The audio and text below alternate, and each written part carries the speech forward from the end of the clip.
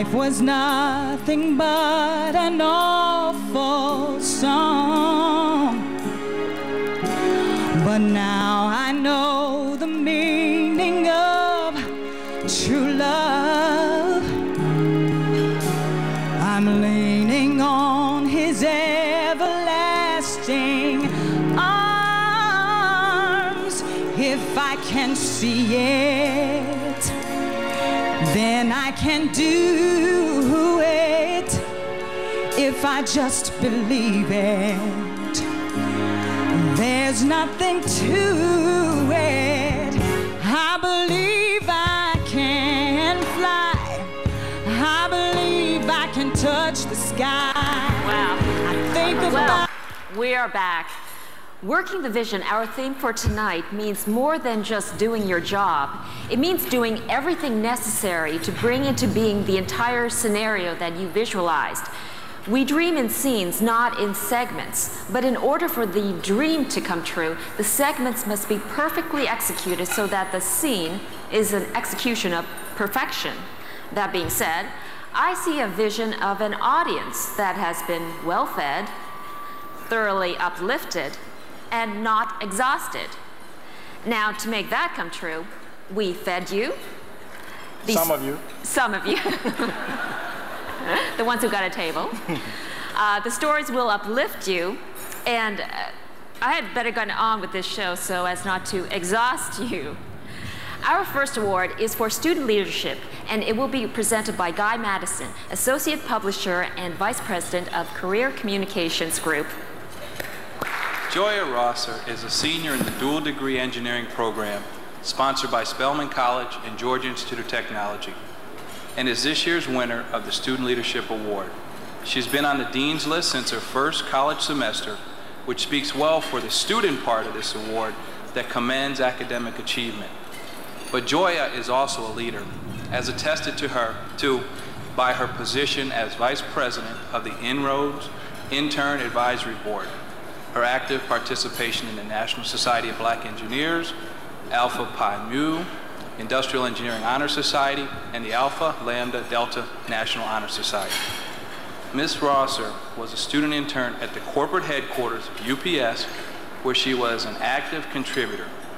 Joya was selected over 300 other En-ROADS interns to attend a one-week summer leadership session at the Harvard School of Business. In May 2003, this dynamic young woman will graduate, and I will predict she will graduate with honors, because this Woman of Color Student Leadership Award will be one of them. Please welcome Joya Rosser.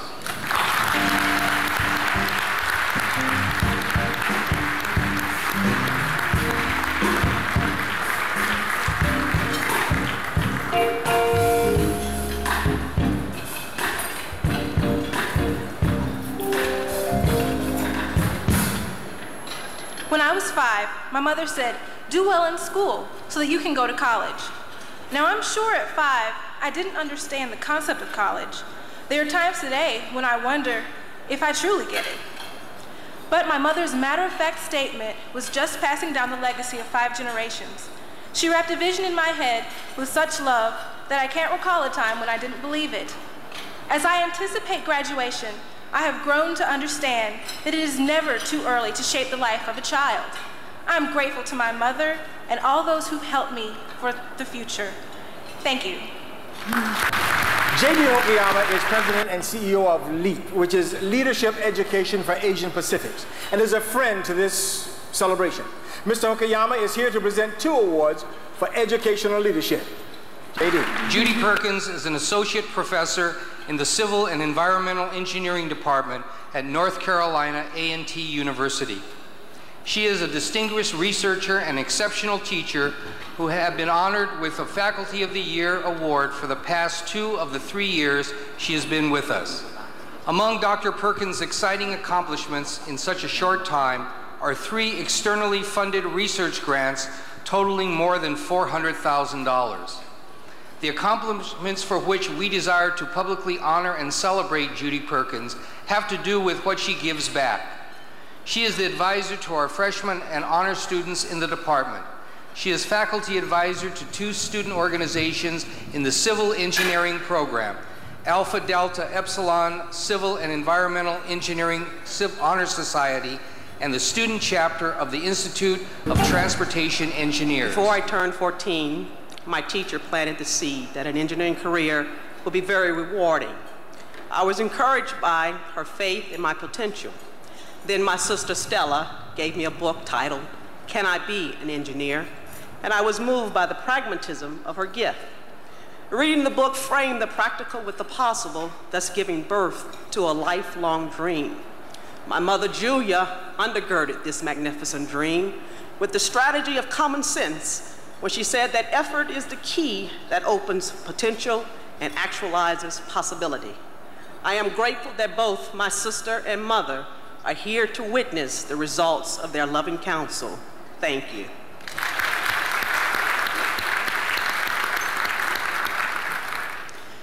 The Community Service Award is given to a person who has a demonstrated understanding of the great role industry can play in enhancing the viability of a community.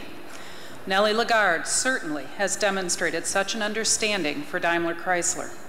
Her short job title is Senior Manager for Education Programs. This means Nellie is the Daimler-Chrysler connection to the national education community. Nellie manages a budget of some $2 million with which to see the development of an educated workforce for the 21st century. She obviously remembers where she started out as an entry-level stenographer over 30 years ago. Her job includes recruiting and training Daimler-Chrysler employee volunteers to help students develop the skills needed to obtain viable employment. Under Nellie's leadership, over 2,000 employees nationwide have participated. Nellie serves on several educational and community boards. She understands that to lead folks to where you are, you must first walk in their shoes. Nellie works with a community program called YO, for Youth Opportunities. It introduces at-risk urban youth between the ages of 14 and 22 to technology through training and education, preparing them for jobs. Nellie's track record is phenomenal. I am very proud to present this award for outstanding community service to Nellie Lagarde.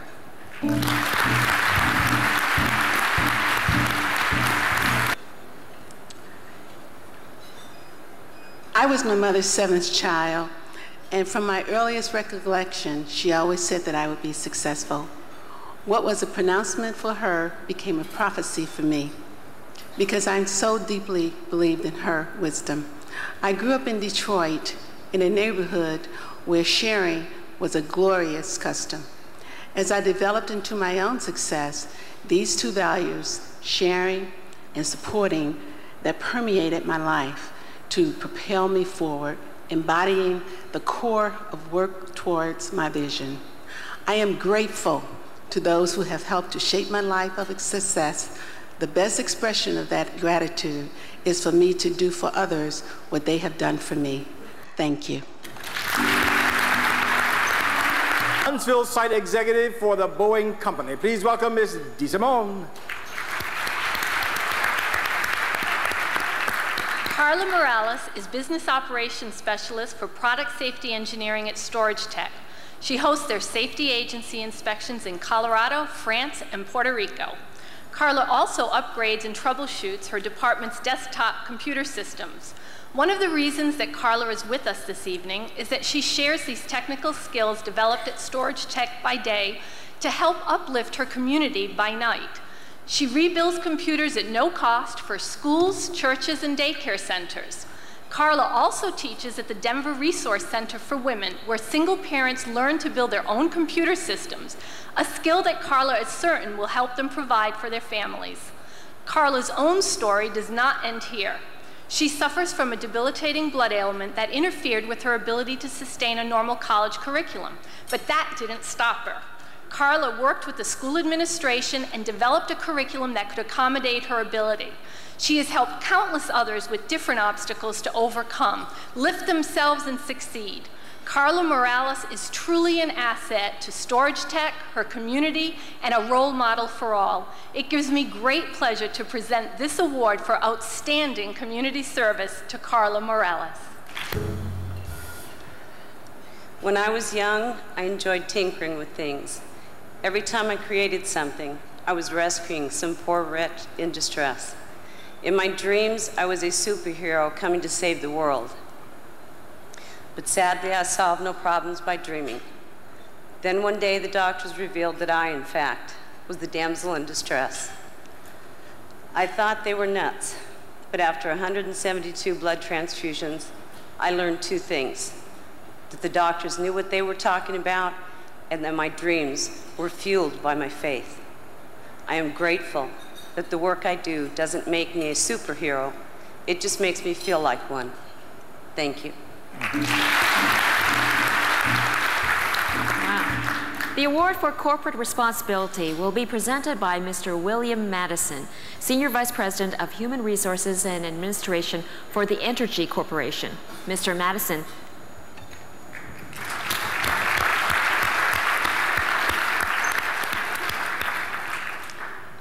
She began as a secretary in the Human Resources Department and rose to become the Director of Staffing for Entergy Corporation, one of the largest utility companies in the nation. In this capacity, Linda Wilson serves over 1,200 hiring managers each year with demands of upwards of 20,000 job applicants to fill more than 1,000 jobs annually. At the same time, Linda manages the internal staffing needs of over 15,000 active employees. To keep the company's pipeline filled with the greatest talent available, Linda has automated our recruiting, talent tracking, and hiring manager's guide so that at a moment's notice, our talent pool can be accessed. This has truly revolutionized the staffing capability at Entergy. This streamlined processing of recruitment needs has led to a recognition by line managers of Linda's valuable contributions to the company and has built solid relationships in the communities in which we serve.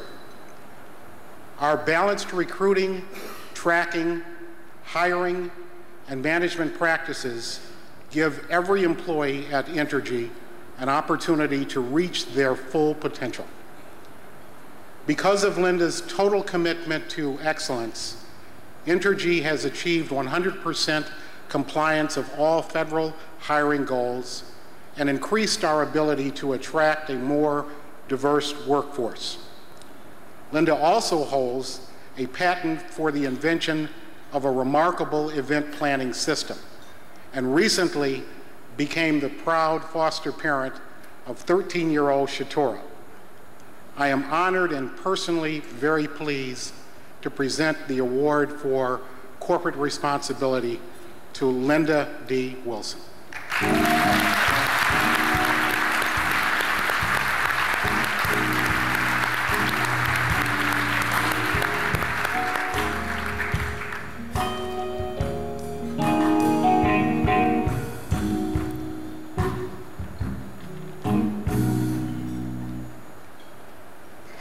I was born with a cleft palate, so my speech early in life was barely intelligible. This created real problems for me in school and threatened to scar me for life. While surgery corrected my palate, my speech remained inarticulate. That led to my placement in special education and being labeled as slow. But I was blessed. My father said, always set your vision on the far side of perfection, then practice, persevere, and give everything your all. That's when I learned this valuable lesson.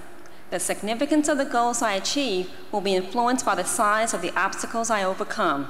I am grateful to my family for helping me to see the ocean of difference between disability and inability. Thank you.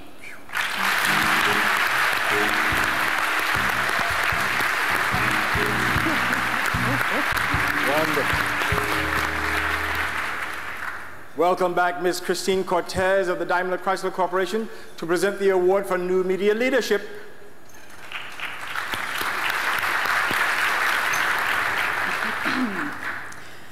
Wilma Abney is the Director for Staffing, Human Resource Services, and Systems for Daimler Chrysler Corporation.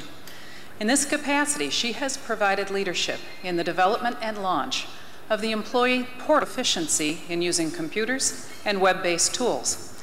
It is user-friendly and packed with information, and it's accessible from home or office around the world. Dashboard Anywhere is designed to help employees balance the demands of work and home life, and even includes a marketplace, which allows employees to make discounted purchases online. The launch of Dashboard Anywhere has really improved communications and service levels to our employees and their families. Prior to this assignment, Wilma was the director of the Daimler Chrysler Corporate University, which is our virtual university for executive education. Wilma and her team successfully launched DCU globally. DCU provides executives state-of-the-art learning opportunities using both traditional and multimedia-based platforms. DCU has also provided a critical communication tool and an intercultural bridge for Daimler Chrysler executives around the world. I am proud to present the award for New Media Leadership to Wilma Abney.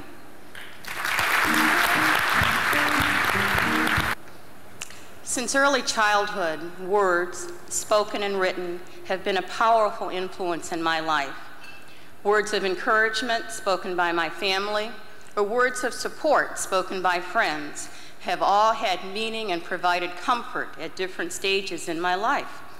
Words read as a child transported me to dreams and possibilities beyond the boundaries of my rural environment. However, the words of my mother have had the most enduring impact on me and perhaps all of my brothers and sisters. We all learned very early in life her mantra: if a task is once begun, never leave it till it's done. Be the labor, great or small, do it well or not at all. I am grateful to my mother and my family, including my husband and children, for doing it well. Thank you.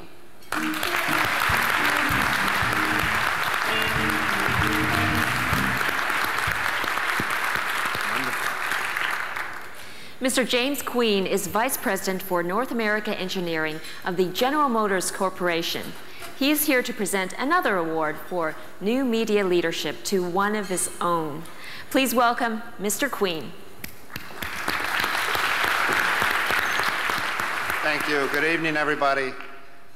Laverne Sula is a 19-year veteran of General Motors Corporation, but she's truly the embodiment of the phrase new media leadership. And she's respected throughout the company for web implementation. You know, when Laverne was the business information manager for the quality, reliability, durability organization, she was tapped to develop and implement several web-based engineering processes.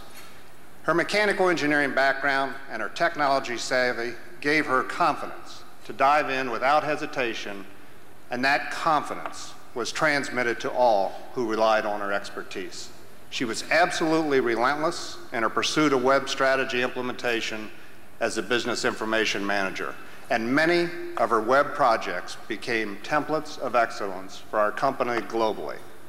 Her work includes numerous websites, web-based data storage systems, and planned maintenance systems. Another cause of Laverne's effectiveness stems from her ability to communicate up and down the line. She knows how to mentor, coach, teach, and advise individuals at all levels, and most importantly, she knows when to do each. Laverne Sula, it gives me great pleasure to present you with this award for New Media Leadership. Thank you, Jim. 3 months into my new job as a plant supervisor at GM, a tradesman said to me, "I used to kill black people in Africa."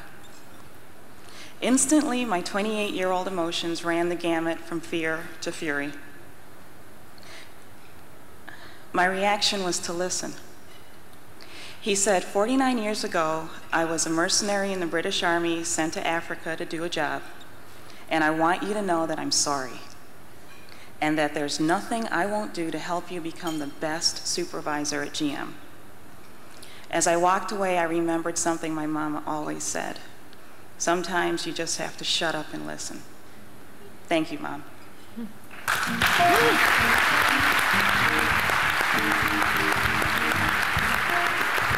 Dr. Lina Echeverria is a previous winner of the Women of Color Award for Research Leadership. She is also the Research Director for Inorganic Technologies at Corning and is here to present 2 awards for, guess what? Research leadership to researchers from her own company. You can see why she walks with pride in her stride. Please welcome a loyal friend to this event, Dr. Echeverria. Thank you, Bill.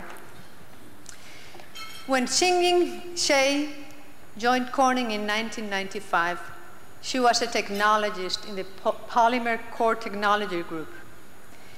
Her work included designing experiments on primary cells that would improve the discovery of healing drugs by our pharmaceutical customers. Ying's scientific curiosity led to her study of DNA technology and to her collaboration on the invention of a low-cost, high-efficiency DNA hybridization surface, enabling modified DNA to bind to reactive polystyrene. Now, if you're not scientists, this may be fairly meaningless to you until you learn that this process enabled Corning to achieve a technological advantage in the genomics revolution. Xingying became a senior scientist at Corning and began another impressive project on DNA microarray technology. Her work in this arena has earned her a patent and 2 more pending patents on innovative technology that advances the discovery of new genes, detection of gene mutations, and gene mapping. With this technology, researchers can more easily identify diseased genes and speed up the discovery of therapeutic drugs. It is with great pride and a lot of respect that I present this award for technical innovation to Xingying Shea. My parents worked in medicine, so I dreamed that someday I would as well. As a physician, my mother worked diligently to save lives of her patients. One day, when I was about 7, she came home feeling sad because a patient whom she had treated for over a year had died. I asked her, what else can anyone do to save human life? She said, understand the fundamentals of both life and death. From that moment, I was determined to spend my career discovering the essence of living organisms. So I decided that I would study biology. It is a luxury when you are able to work in the field of your dreams. Thank you. After receiving her Bachelor's of Mechanical Engineering degree in March of 1987, Denise spent the next 13 years with Florida Power Corporation in St. Petersburg, where she progressed through the ranks of management to become manager of rate design and administration. Tampa Electric was privileged to hire Denise in April of 2000 as manager of electric regulatory affairs. In her 15-year career in the electric utility industry, Denise Jordan has distinguished herself as a strong and innovative leader, skills she developed while still an undergraduate at Georgia Tech. It is a real joy for me to present this award for managerial leadership to J. Denise Jordan.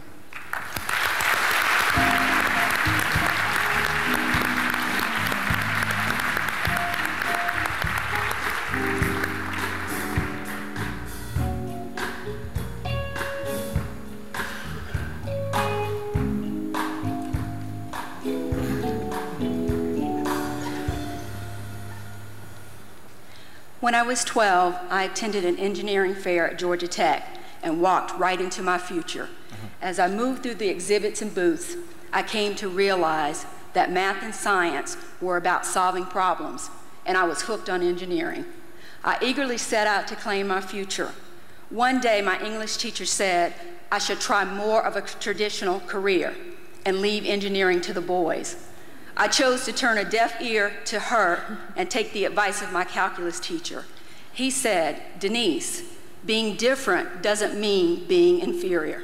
I'm grateful for my family, friends, and teachers who helped me silence the critics and receive my blessings. Thank you.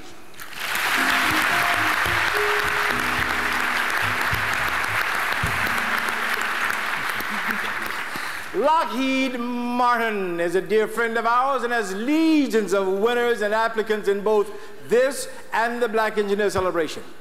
Tom Burbidge is Executive Vice President and General Manager of the F-35 Joint Strike Fighter of the Lockheed Martin Corporation. He has joined us to make a second presentation of the Award for Managerial Leadership, and we are pleased to welcome Tom Burbidge.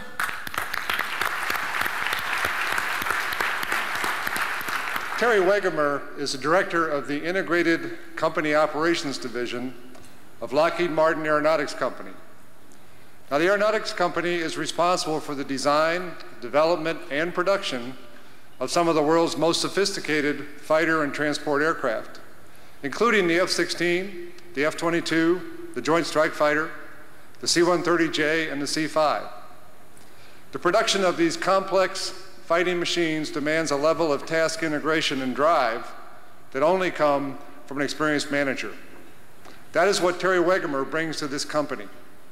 For over 28 years, she has honed her management skills to such a high degree that her on-the-job performance is reminiscent of the precision fighters that she serves to support.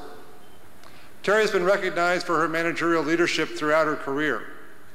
As commander of the 8th Transportation Squadron of the United States Air Force in Korea, she won the designation as Best Transportation Squadron in the Pacific Air Force.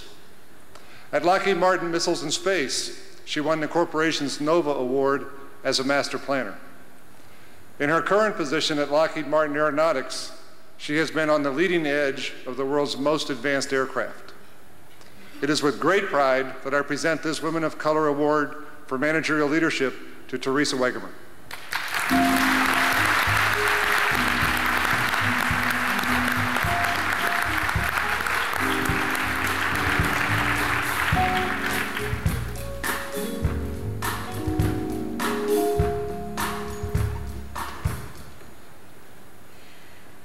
I learned this proverb from my parents.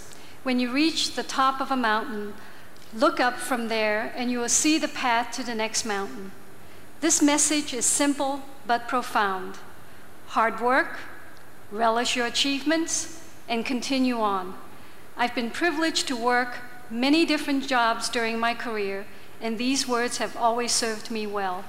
Whether in my thought of my husband served to guide me, to focus me, and to help me reach that one more mountaintop. Thank you.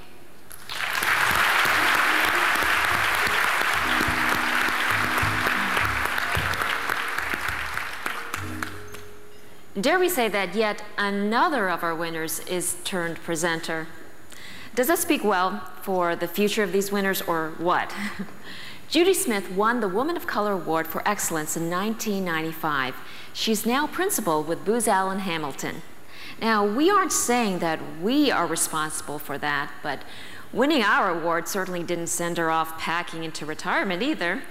So we are real proud to welcome back a Woman of Color sorority sister to present 2 awards for professional achievement to 2 women whom we are also likely to see back as CEO presenters.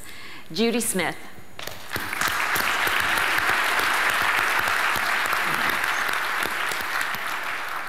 Karen Daniel is Chief Financial Officer and Executive Vice President of Black & Veatch Holding Company. This company is a $2 billion global leader in engineering, construction, and consulting services. Ms. Daniel is the leader of more than 300 finance professionals. She chairs the Core Business Task Force and Investment Review Board, and co-chairs the company's Strategic Planning Committee.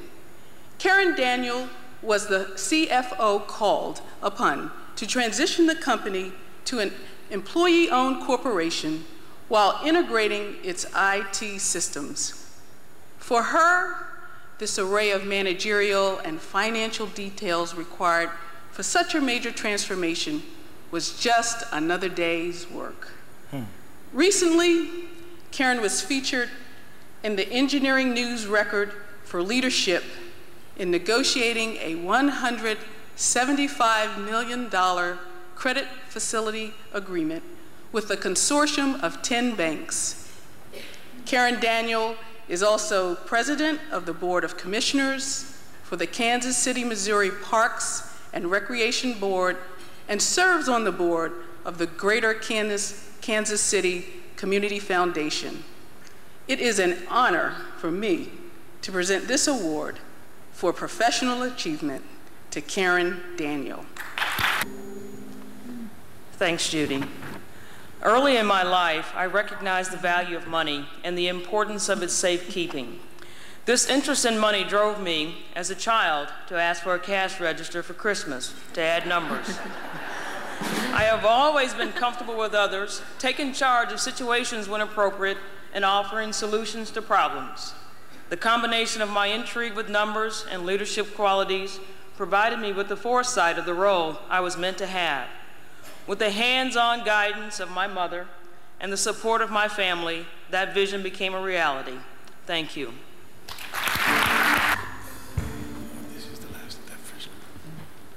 Michelle Graves has more than 22 years of professional experience in engineering systems for both commercial and government clients. Today, she is a senior associate with Booz Allen Hamilton, where she leads a team providing technical and programmatic support to the Defense Advanced Research Projects Agency, DARPA. Michelle and her engineering team assist in technology transition, military need analysis, and identifying new technology thrust for unmanned and space military systems. Michelle has applied her knowledge of both end-to-end systems engineering lifecycle on national and international assignments. She has led systems design teams in Peru, Poland, Tunisia, and El Salvador. With her training in systems engineering, she began her career as a software developer and very quickly progressed to leading large engineering teams. Michelle has worked with large integration contractors such as Northrop Grumman and Bendix. It is my pleasure to present this award for professional achievement, someone who has set the example for others through demonstrated core values, competencies, work ethic, and general outlook on life. Michelle Graves. Thank you, Judy. I was always a good student, and it was just expected that I go to college. But in what would I major? I yearned to be original, to do the unexpected. I came from a family of mostly educators who were unfamiliar with the rigors of an engineering career. So, engineering would be my choice. The curriculum was hard, and the role models few, and I frequently found myself at a point of surrender. At such times, I was guided to success by a vision and a verb. The vision was the pride of my parents, seeing me overcome the insurmountable. The verb was prove. I was energized to prove doubters wrong. I would like to acknowledge my two sons, Theodore and Spencer, the constant source of my inspiration. Thank you.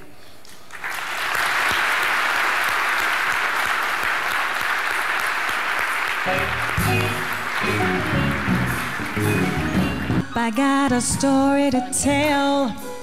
Finally on the scene and I'm doing well. In spite of what others said, I could not do well. Yeah, many of you promised lots of things, and your true motives tampered with my self-esteem. It made me doubt my own ability. defying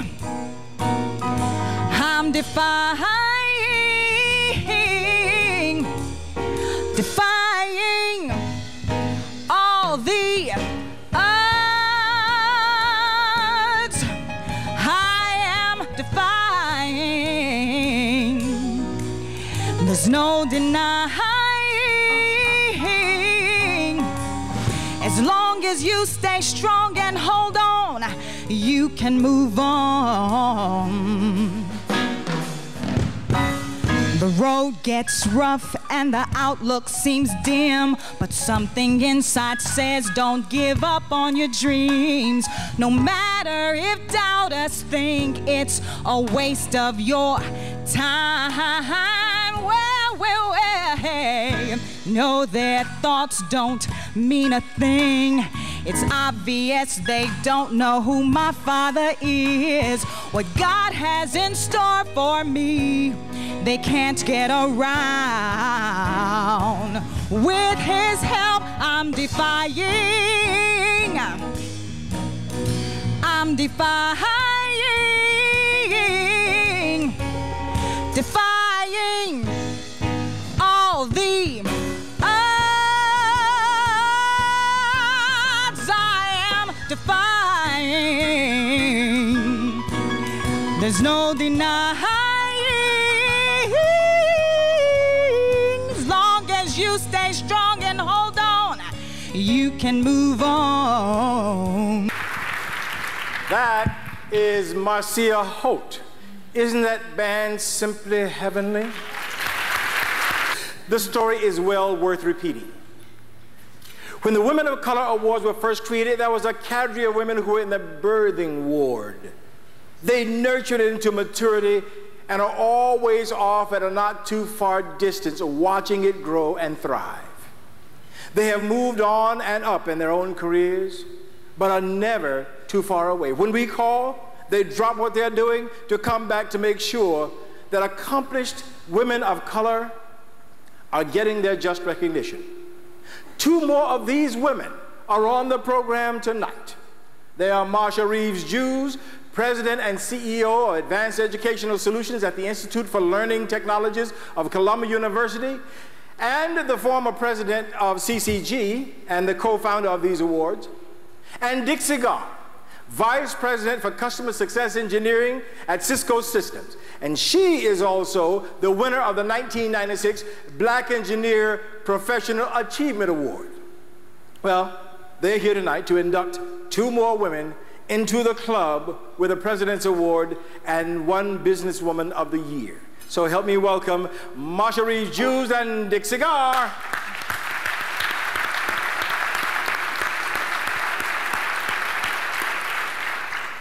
Now, Angeline Clinton started as a customer service rep 25 years ago, and she's now vice president and CIO of the information systems sector of the Duke Power Company. Now, that's the 14th largest company in the world. And she manages all the technology systems required to serve 2.1 million customers. Her systems span nuclear, fossil, hydro, distribution control. Angie's one of those true leaders who manages by investing their time in developing talent to those who are coming after them, to the tune of 75 mentoring relationships. Unbelievable. Angie embodies the principle that need for a sound educational backdrop to the corporate success journey never ends. She had supported her husband, then her son and daughter in their quest for their degrees. And last summer, it was her turn to earn her own MBA. She sits on the board of visitors of the McCall School of Business and the African American Culture Center. Now, we are mighty proud to present this President's Award to Angeline Clinton. In elementary school, I recited The Creation by James Weldon Johnson. In this poem, God steps out on space. He looks around and sees only darkness. Then God goes to work and brings forth the light. In my youth, I imagined God seeing a vision and working to make it real.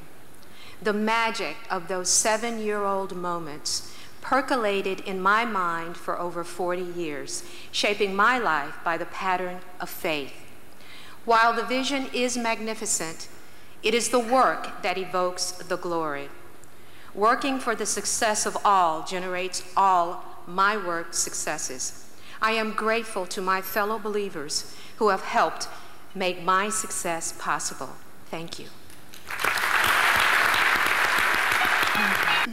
Now, you know, Marcia, some of us are challenged just balancing our one-day job with life. But our next winner sets a whole new standard. Monique Bouillet spends her days being a creative force in the marketing department of Atlanta-based Interland. Then she spends her evenings realizing her passion that no woman will have to languish on the lowest rungs of a lesser ladder, waiting for the crumbs of success. So she founded a nonprofit organization called African American Women in Technology to help introduce other women to the fruits of IT. And for good measure, she also founded and runs Shiloh Web Design, that among other things donates web pages to nonprofits. And then finally, to fill in the holes of her free time, she's married. And then she wants to have a 5-year-old and a 16-year-old. Now, you know, that's some work. It's our pleasure to present this award for Businesswoman of the Year to Monique Bouillet. I was working as an administrative assistant in a software company, sending out selection letters to hiring prospects. One day it struck me that these letters were going to youngsters fresh out of college, and each offered a starting salary that mine could not only fit into, but then jump up and down and roll around. Most offers were for web developers, so I asked, what is this web development stuff? That one simple question led me here tonight, and once more, this astonishing realization. God works in mysterious ways, his wonders to perform. I'm grateful for this award. Thank you. Maggie Dominguez is back to present another award for Businesswoman of the Year.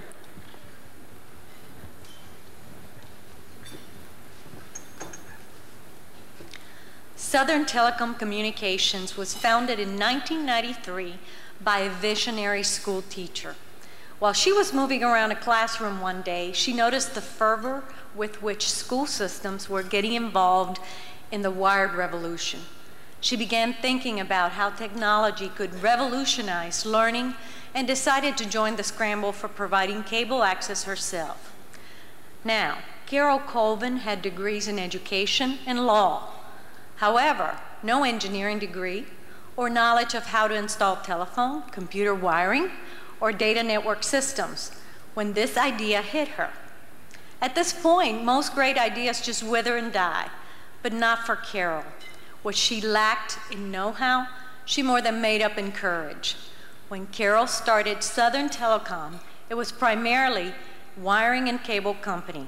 Today, it is a full-service telecommunications company offering voice, data, security, and sound system solutions. Carol Colvin is founder and CEO of Southern Telecom Communication, and as such, leads one of the few women-owned businesses in telecommunications arena. She launched this company with a $1,000 investment from her savings and set up operations in her home. Today, the company has a staff of engineers and estimators working with corporate clients around the world.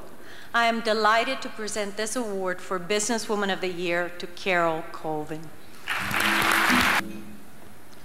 Maggie, thank you for the nomination, your friendship, and customer loyalty.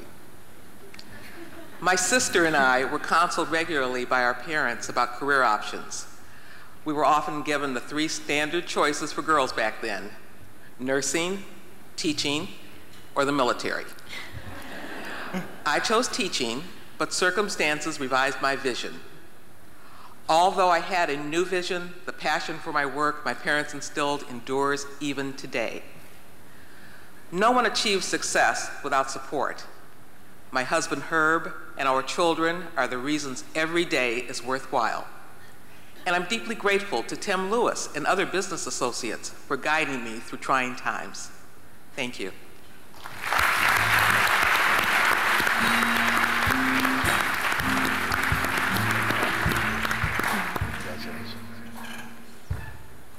To present the award for career achievement, we call on Ted Childs, Vice President for Workforce Diversity at IBM. Ted Childs. Thank you very much. I'm honored to be here tonight on behalf of IBM to recognize both my friend and colleague, Patricia Romero Cronin. But before I present the award, I'd like to tell you a few things about her as a woman and as a business leader. Pat is a first-generation American. Her father, who was also an engineer, Dagoberto Romero, immigrated to the US from El Salvador, and her mother, Stella, a retired accountant, arrived from Guatemala, both to attend universities. As a product of her parents' vision and motivation, Pat now resides in Danville, California with her husband, Kevin, and lovely daughters, Brianna, Megan, and Elise, 3 future engineers. She's also very smart. She holds a bachelor's degree in combined sciences from the University of Santa Clara and an MBA in computer sciences from Golden Gate University. Throughout her career, which began in July of 1981, Pat has been a jewel in IBM's treasure chest.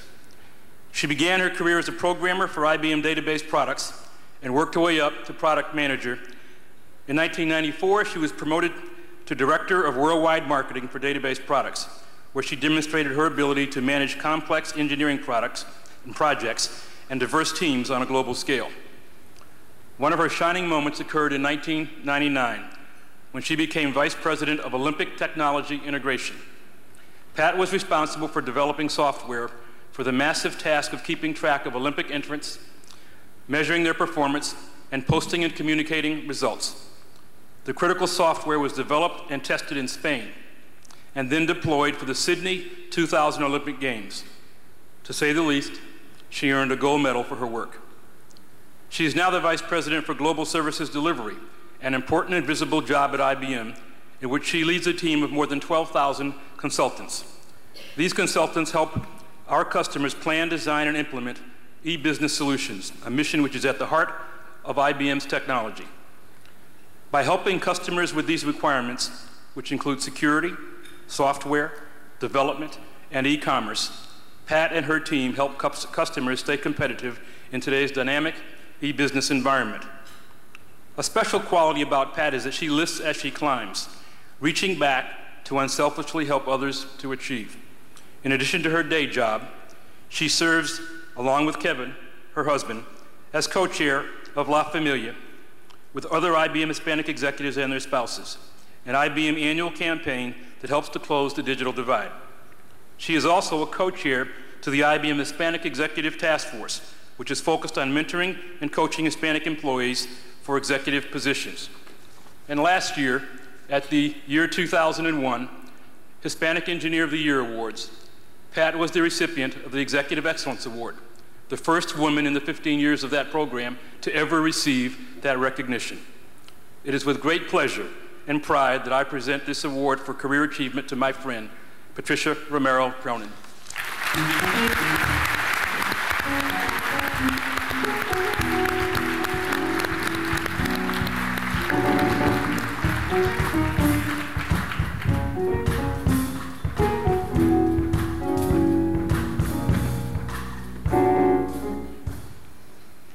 As a child, I dreamed of becoming a dentist, so I could work directly with people and do something that was important to them. Then one day, I visited the workplace of my older sister at IBM, and I struck up a conversation with a business executive. By day's end, I seized a summer's job. That summer changed my life forever. I learned that while a dental bridge might change a person, access to digital bridge across the information divide is how we can change the world. I was hooked. I instantly scuttled my dental dreams in favor of a digital vision to become an IT executive and therefore change the world. This award affirms my choice, and I'm grateful to my husband, my family, and my colleagues. Thank you very much.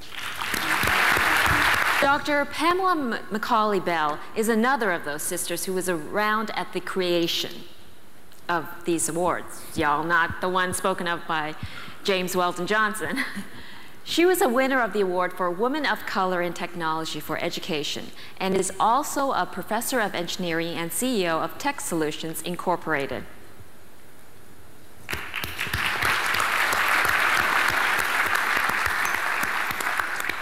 Dr. Allison Yarbrough is the Principal Director of the Electronics Engineering Subdivision within the Electronics Division of the Aerospace Corporation. She manages over 60 employees in 4 departments that provide expertise in space systems and electronics, from microelectronic parts to launch vehicle and satellite electronic systems. The space systems directly supported by EES are those required by the Department of Defense. It is therefore critical that the engineering of electronic components be excruciatingly accurate and thoroughly tested. Dr. Yarbrough's team also controls the electronics design, modeling and simulation, parts management, and failure analysis of the most important space systems.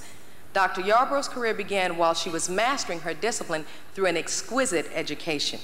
She worked for Hewlett-Packard as a microwave applications engineer over 20 years ago, writing software and creating solutions to meet specific microwave needs. She earned her PhD in electrical engineering at Cornell University in 1988.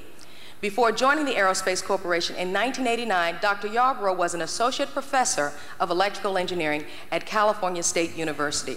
It is with deep pride and admiration that I joyfully present this award for career achievement to Dr. Allison Yarbrough.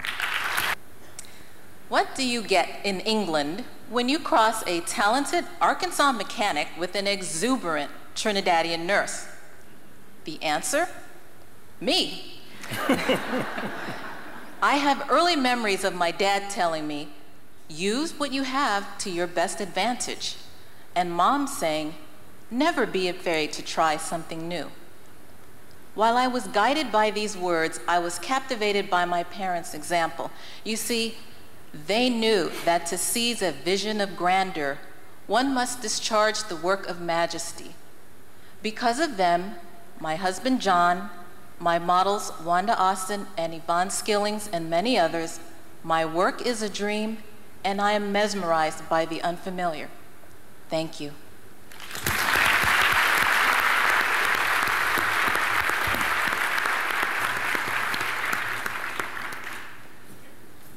Lifetime achievement seems self-explanatory, but it never ceases to amaze me at just how much one person can fit into a single lifetime.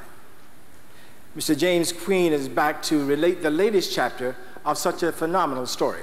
Please welcome James Queen to present one award for lifetime achievement.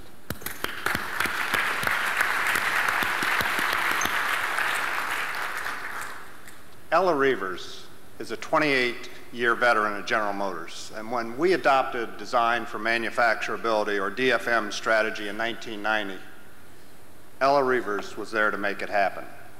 Having worked for GM for 16 years at the time, Ella knew how to take a small team on a mission to institutionalize DFM throughout the development process.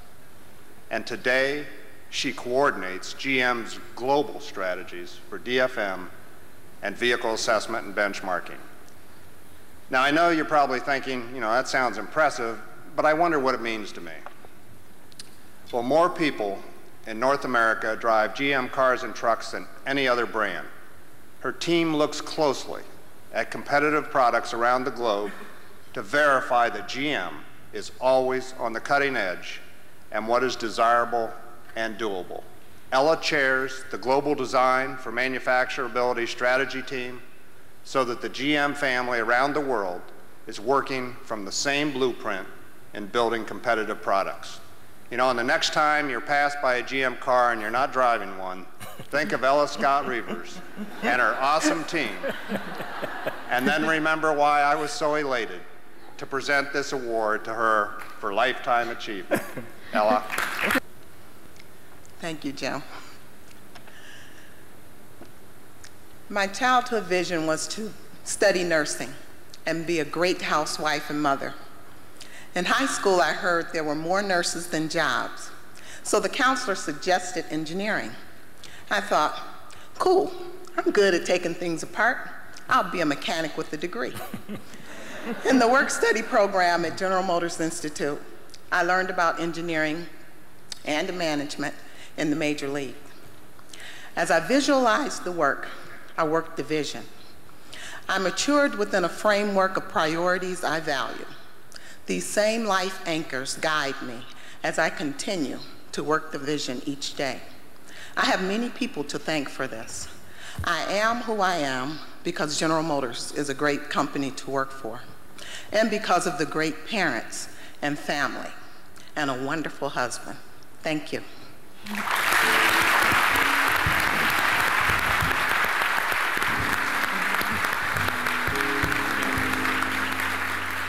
A second story of magnificent achievement over a single lifetime will be told with this next presentation.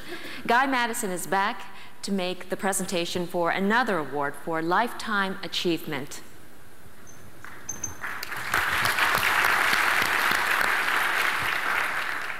When Ms. Suzanne Little began her career with the Boeing Company in 1971, she was in an entry-level position in PRACA at the Johnson Space Center. Now, PRACA stands for Problem Reporting and Corrective Action Center, and Suzanne was obviously in the right place because within a scant 6 years, she was literally running the place.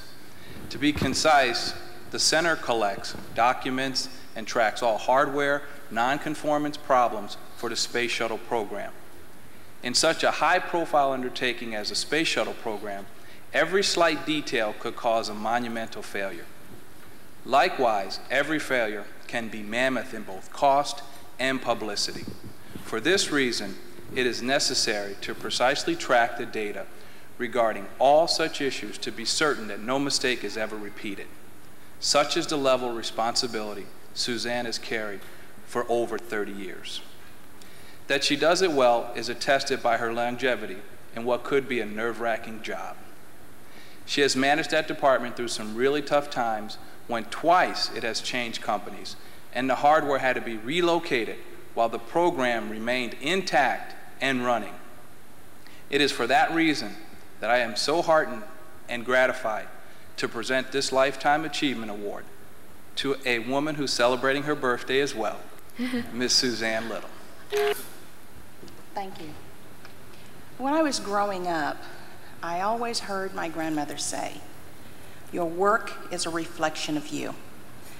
At the time, I thought she was just trying to extort more work from me and my household chores. But as I grew into my own career, I began to measure the value of others by the gallantry of their effort. Then I came to understand that while I was still young and impressionable, my grandmother was busy instilling in me a vision of values and an ethic of work. I accept this award to honor my grandmother's vision. I wish that I could witness her pride. Thank you. I have the faith that sees the invisible, expects the incredible, believes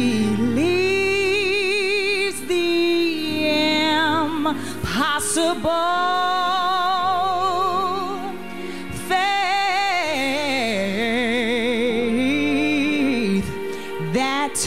Can conquer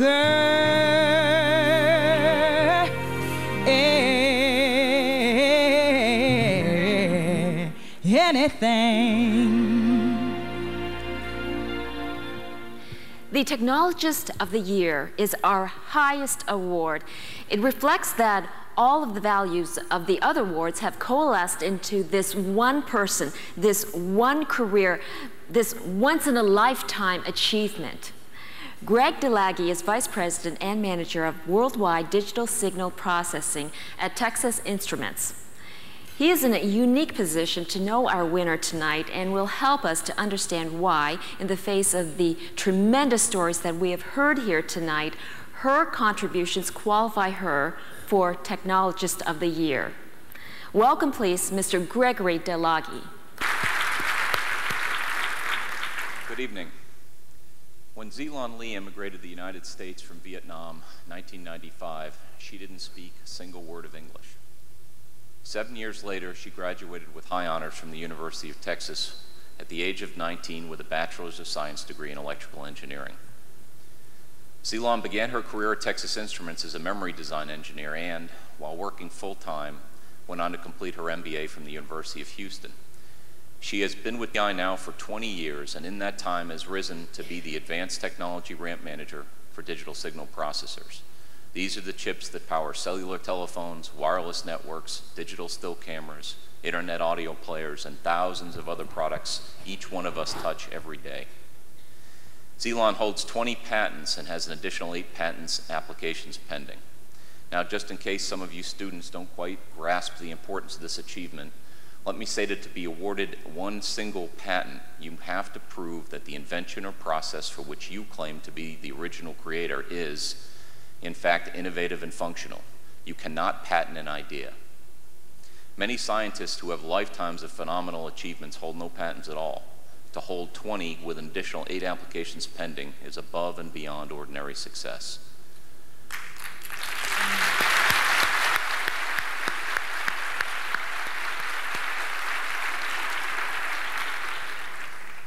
But Zeelon is not an ordinary achiever. This lady is driven by a vision so powerful that she lifts others in her wake simply by being in their presence. Now you will hear that Zeelon is a TI Senior Fellow. But when you come to understand how one gets to be a TI Senior Fellow, you will appreciate more deeply the true significance of her accomplishment. A Senior Fellow is equivalent to a corporate Senior Vice President. But whereas Vice Presidents are executive appointments along the managerial track, Fellows are elected by their professional peers along the technical track. With few women occupying professional engineering fields universally, and even fewer able to vote for TI fellowships, it is indeed a remarkable woman who gets elected to this honored rank, a rank held by only 4 men at Texas Instruments. Zeelon has made extraordinary contribution to the intellectual property domain of Texas Instruments, and she has greatly improved our daily lives with the products she brings to market. Her election to this honor reflects her exemplary accomplishments, but beyond that, Zeelon continues to make her presence felt outside the industry. She speaks at venues around the country, telling her remarkable story of overcoming odds, so that students in general, and girls and minority students in particular, will have a very real model to follow. She unselfishly gives much of her time to the community, to community service on a global scale, and has been awarded congressional recognition for her civic leadership. All of this while raising a family with 2 small children. I have not told you Zeelon's story. I've merely attempted to give you a glimpse into the reasons why we at Texas Instruments are so incredibly proud of her selection as Technologist of the Year. Due to credit this phenomenal woman, you do need to hear her story, and for that, I call on the old storyteller. To know God can solve them. Faith to vision,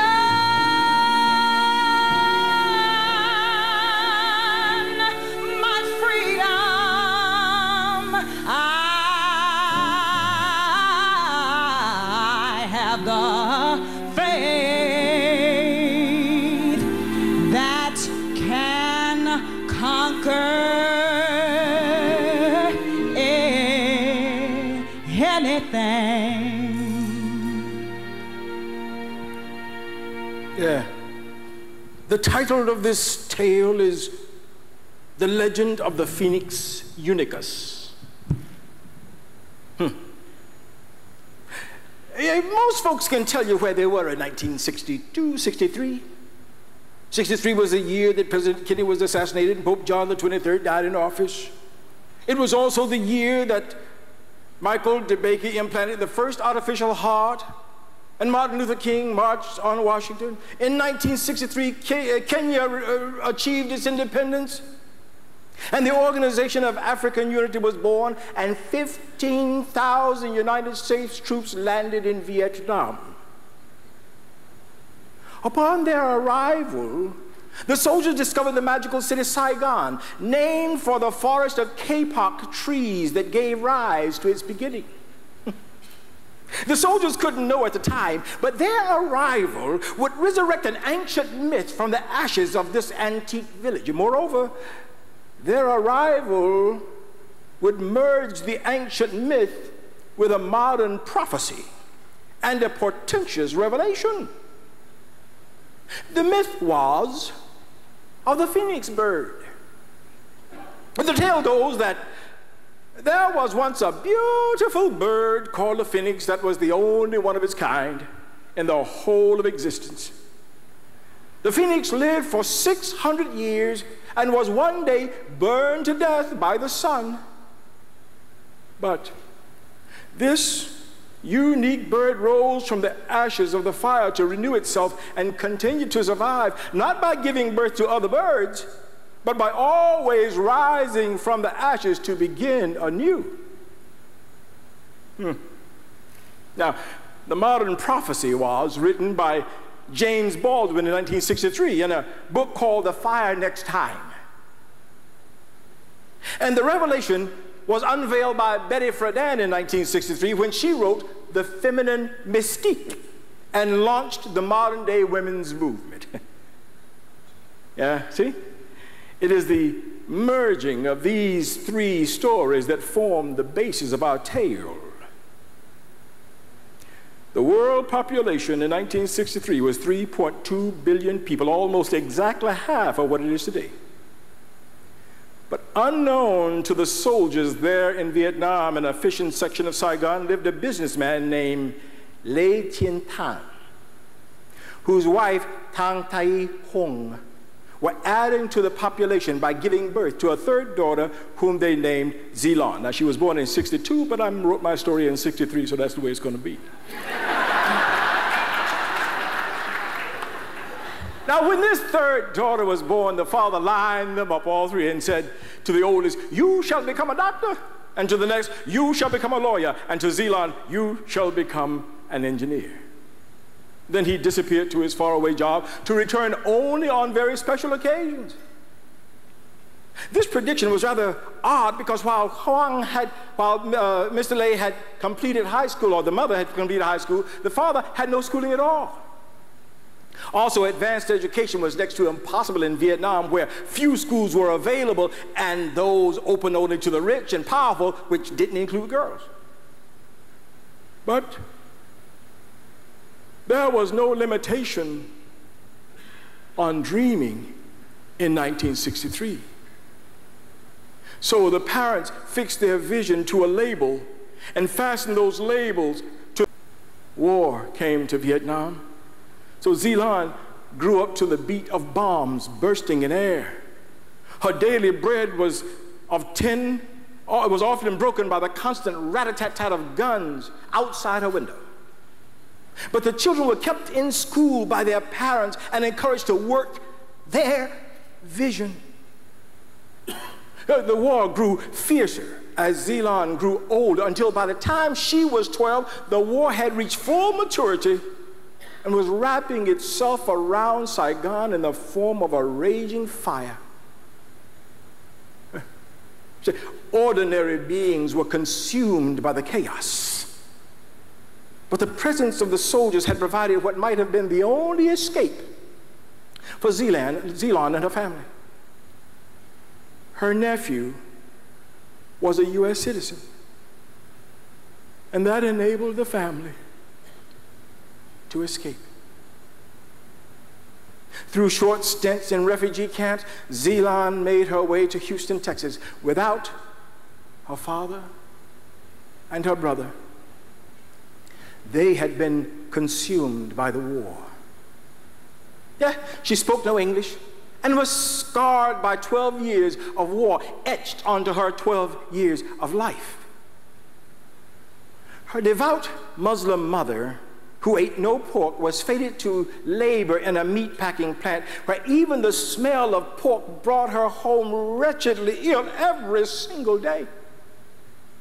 But Zelon had been touched by the hands of her parents at birth and labeled with the fate of success.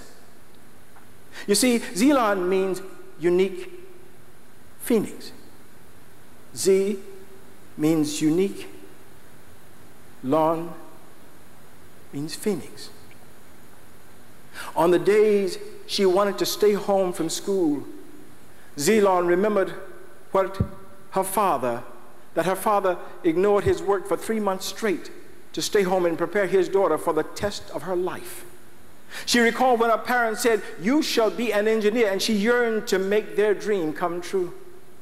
And of course, she was inspired by the sight of her mother working through pain and severe hardship just to make a dream come true. These memories drove Zelon forward. She graduated valedictorian with a $4,000 college scholarship. Her mother was to learn just how well her daughter was progressing on the night of her valedictory speech. She was astonished to learn of the $4,000 scholarship, which was 50 times what her mother had made all her life. Zelon mastered college in 3 short years, impatient to complete her rise. The rest of the story has been told to you by Greg DeLage. So let me close with this. You might think this story is a myth, just like the old Phoenix legend. But I was in Vietnam at the time of this tale and saw firsthand the ravaging scourge of war. I was in Saigon when Zelon was only 2 and can attest firsthand to its ancient beauty and charm. And I watched live coverage of the fall of that city and wondered how anyone could survive. But my good fortune is shared by you. Because I know now that when James Baldwin prophesied that about the fire next time, he was predicting that our winner tonight would set the world ablaze with her accomplishments. When Betty Friedan wrote The Feminine Mystique, she was forecasting that now was the time of the woman. And when Zelon's parents named their daughter Zelon, they were guided by a vision higher than any mortal can see. That the 20 patents this lady would hold and the many more she shall achieve, that the level of rank she would reach and the fabulous family she would raise would all certify both her uniqueness and her rising. For those who need further proof that our legend is incredible and not a myth, we give you now the 2002 Women of Color Technologists of the Year, the Rising Phoenix, Zelon Lee.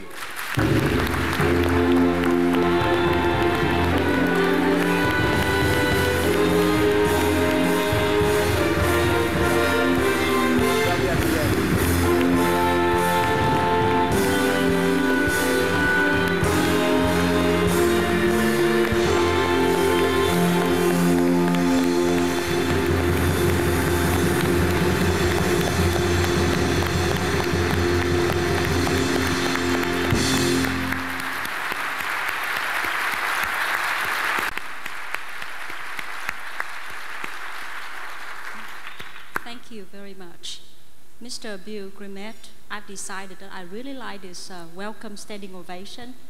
So with your permission, I would like to go down and walk up again.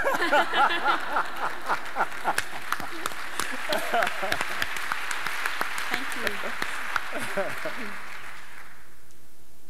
To know where you're going, you must remember where you come from. 27 years ago, my family of 9 children and women arrived in this country. And with $80, we started life again. Needless to say, those first few years were very difficult, especially when we were both dumb and deaf because of the language barrier. But Mom, thanks to your courage, we overcame. And you know what? As hard as I worked during those first few years, somewhere out there today, in Afghanistan, in Cambodia, in Swaziland, in Panama, there's a little girl, 12 years of age, who's working just as hard and whose intellectual capacity is many times greater than mine. But that little girl will never be up here getting this recognition because she simply does not have the same opportunity I did. Immigrants like me, who have been welcomed by the generosity of the people we call Americans, immigrants like me, who have been nurtured by the opportunities of this land we call America, have the duty to do our best, have the responsibility to give back. I wouldn't be an American today if it weren't for my father's decision to let us leave Vietnam and seek freedom. Freedom is something we often take for granted until we risk losing it. I wouldn't be a proud Vietnamese engineer tonight if it weren't for his determination to brainwash me at the age of 5 with the phrase, Lon, he always called me Lon, not Ceylon, Lon, my little girl, you will be an engineer one day. That statement is simple for a father in America to make. But that same statement is a grand vision for a man who raised his daughters in a country so ravaged by 100 years of war, so stricken by poverty, that even a bowl of rice and a blanket to sleep with are luxury instead of basic necessity. Thank you, Papa, for the vision you instilled in me. Growing up in America, I did not have my father, I did not have my brother, but I did have my sisters. 5 years ago, one of them said to me, Zeylon, you carry the family's name, Le. The family's honor is in your hands. Go build your career and rise to the top. This year, I became the first woman, the first Oriental to get elected to the title TI Senior Fellow. Thank you, Wa, for the love of a sister that mimics that of a mother and a father, both wrapped in one. This reminds me, in 1999, when I got elected TI Fellow, I fought very hard to have the title changed to TI Babe. Well,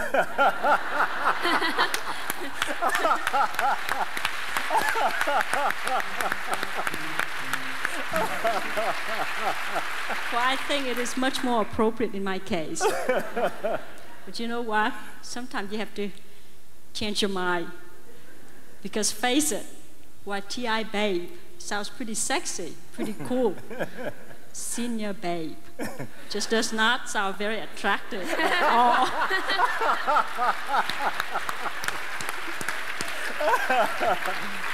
Especially when you just turned 40. Thank you to Mr. Bill Grimet for announcing my age. People say behind every successful man, there's a woman. To that I reply, the reverse is 10 times truer.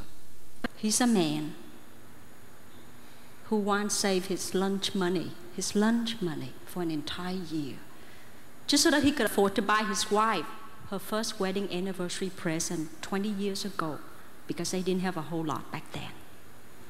He's a man who once carried his wife on his back, running from one emergency room to another, one hospital to another, hoping to find somebody with magic that can take the pain away from her body.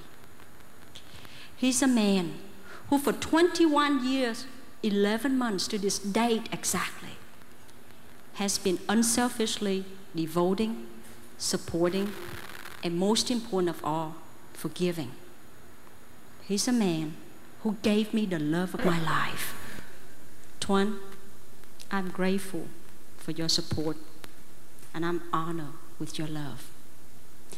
And honey, in front of a large audience tonight, especially the senior team of senior management and colleagues from TI who made time for me this evening, and I'm thankful for that. In front of all of these people, I promise to be less hard-headed and most importantly, per your request, sweeter.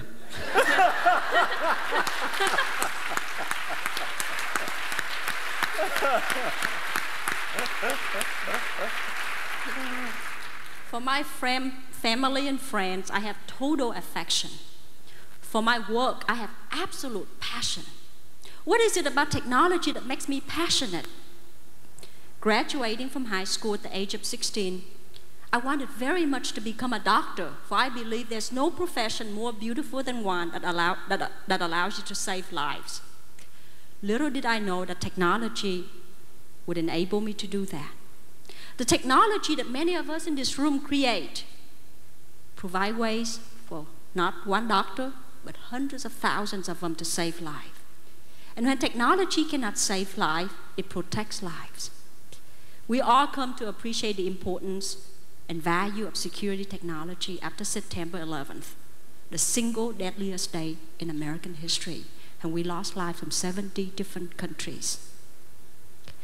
When technology cannot save or protect lives, it provides means to enhance the comfort, to reduce the pain, even if only a little. Technology. The 4 syllables that are so beautiful to my ears, so meaningful to my heart, so challenging for my brain, and frankly, very glamorous for my look at times. In other words, for those young people in the audience, especially my son, Dan, and Vanessa, technology is cool.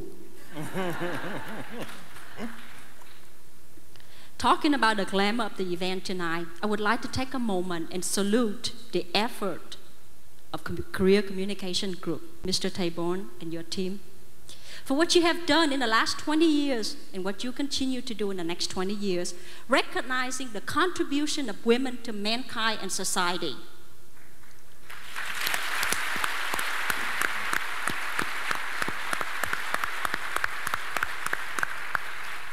I believe that men and women are 2 wings of the same bird. Missing either wing, and that bird cannot fly.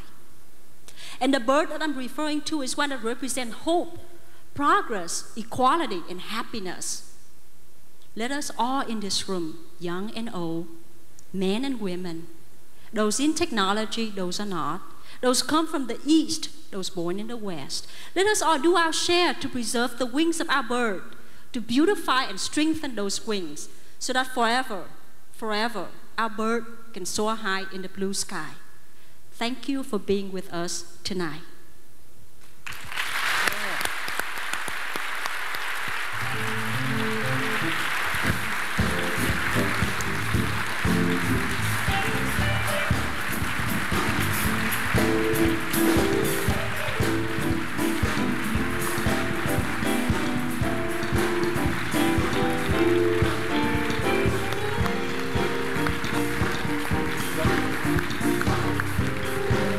Your husband and for your being sweeter.